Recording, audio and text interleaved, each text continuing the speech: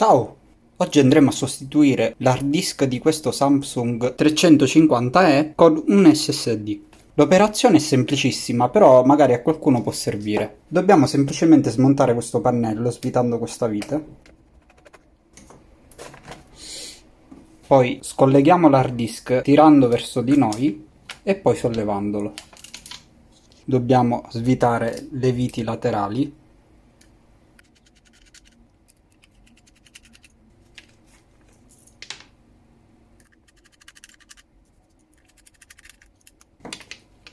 Sfiliamo via l'hard disk vecchio e inseriamo l'SSD. Facciamo combaciare i buchi e riabitiamo le viti.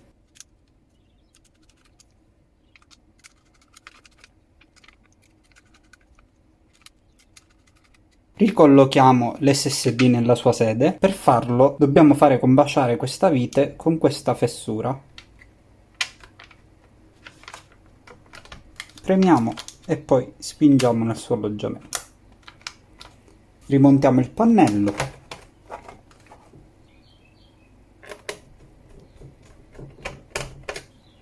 E abbiamo già finito.